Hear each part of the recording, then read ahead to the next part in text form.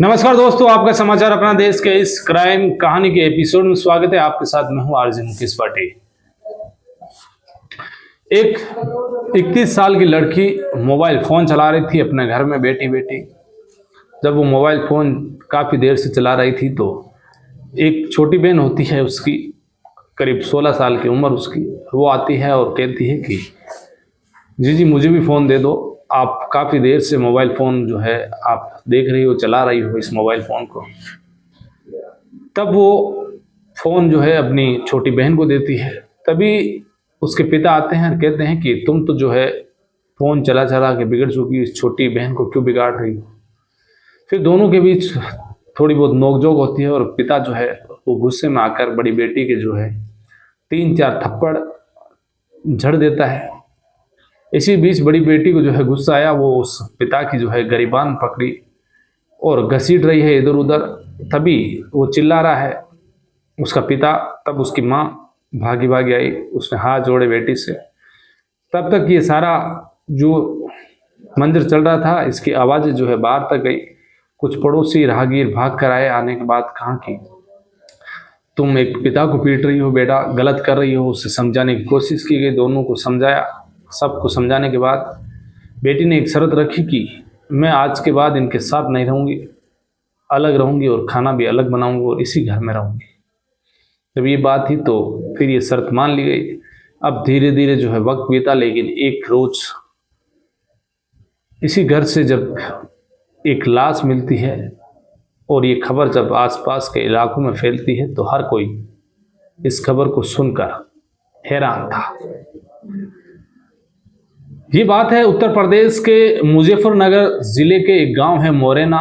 इसी मोरना गांव के अंदर 23 फरवरी को सुबह एक महिला जिसका नाम चंद्रकली, उम्र करीब 55 साल, ये महिला सुबह सुबह जब उठती है तो देखती है कि इसका जो पति है उसकी जो है खून से लथपथ लाश चारपाई पर पड़ी हुई है। वो जब ये दृश्य देखती है तो जोर जोर से वो चिल्लाती है, चीखती है। घर में सो रहे उसके बच्चे, 2 बेटे और 2 बेटियां जब ये आवाज़ सुनते हैं तो वो उठते हैं। उठने के बाद वो आते हैं और जब वो जोर जोर से चीख रही थी तो इसकी चंद्रकली की जो आवाज़ सुनकर आसपास के लोग आ जाते हैं। देखते हैं कि जो लाश है वो पड़ी है चारपाई पर, खून से लथपथ। इसके बाद किसी ने फ़ोन किया पुलिस को। पुलिस की टीम मौके पर पहुंची, एसपी, सीओ, वहाँ के थाना इंचार्ज, सारे पुलिसकर्मी, साथ में forensic team, dog squad team को भी बुलाया गया। अब घर में ये कुल 6 सदस्य। अब बात आई कि घर में कोई लूटपाट हुई है। अब वो किसान, करीब उम्र 56-57 साल, राम प्रसाद नाम उसका किसान का, घर में अच्छा खासा जो है ज़मीन थी, उसके घर में भी कोई कमी थी नहीं। अब पुलिस जो है पूछताछ कर रही है तो कह रहे हैं कि कोई लूटपाट के इरादे से आया और इनकी हत्या कर दी इन्होंने। यदि जब उस लुटेरों का जब सामना किया तो उन्होंने मार दिया। इसके बाद पुलिस जो है अब वो डॉग स्क्वाड से, जो डॉग होता है वो उस लाश को सूंघता है, इधर उधर जाता है, उस घर में ही वो घूमता है, घर के आंगन में घूमता है, लेकिन वो बाहर नहीं जाता है। अब पुलिस लाश के आसपास देखती है तो उन्हें जो है बाल नजर आए। बाल थोड़े लंबे थे। अब वो बाल लंबे तो खून से भी वो सने हुए। पुलिस उन बालों को जो फोरेंसिक टीम अपने कब्जे में लेती है।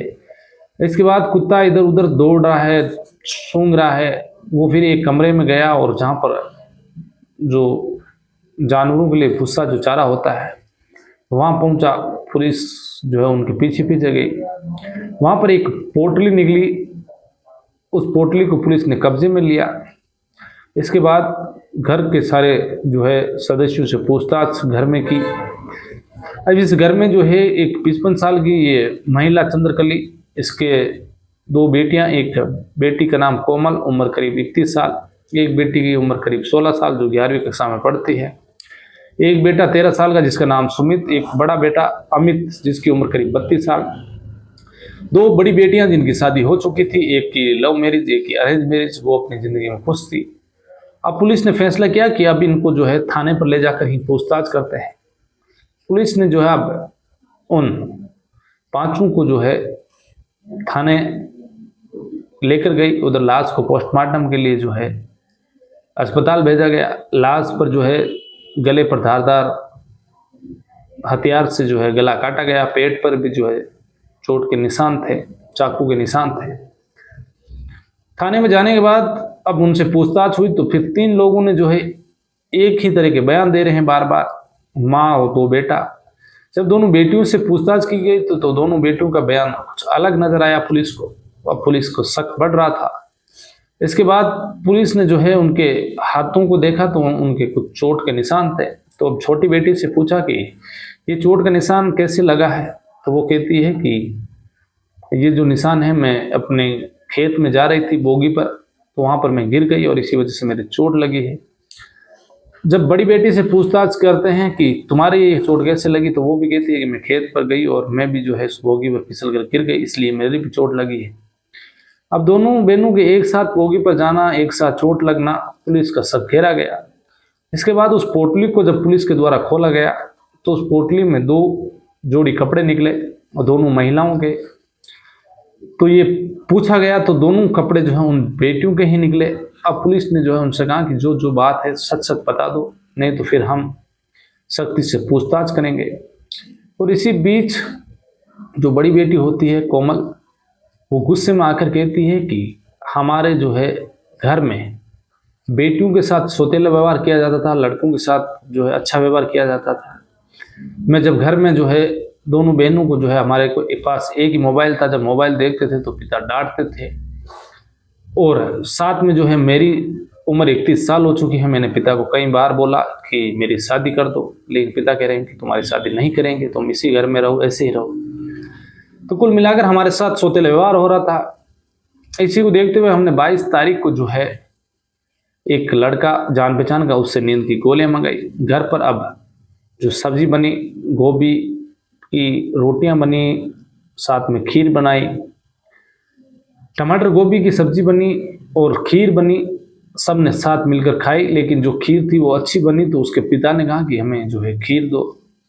तो दोनों बहनों ने जो है उन भाइयों को और घर के सदस्यों को सारों को नींद की गोलियां मिला कर दी और वो सो गए। रात को 3 बजे के आसपास दोनों बहनें उठी, हाथ में चाकू लिया और उसके पिता के जाकर ताबड़तोड़ गले पर वार किया। पिता ने बचाव के लिए जो है प्रयास भी किया, तो उस बड़ी बेटी के जो है जो बाल थे वो भी उनके हाथ में आ गए।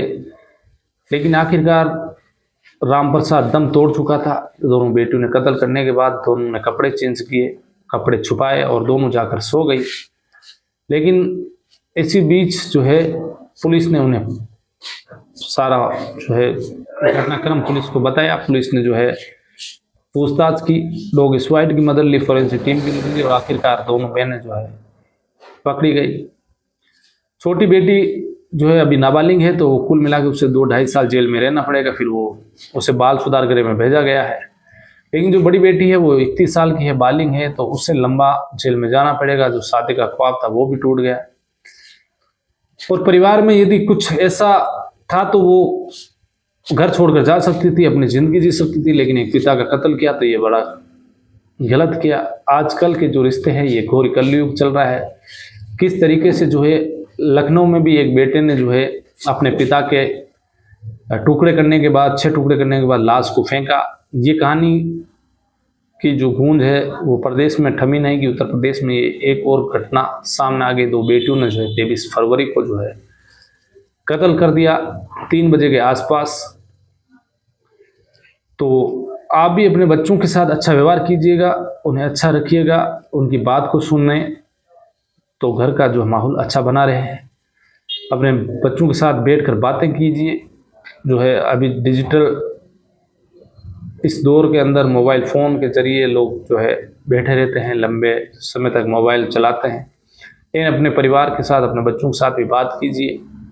तो ये थी आज की कहानी। फिर किसी कहानी में आपसे मुलाकात होगी। तब तक के लिए आप अलर्ट रहिए, सावधान रहिए, क्राइम से बचिए, अपना ख्याल रखिएगा। जय हिंद, जय भारत।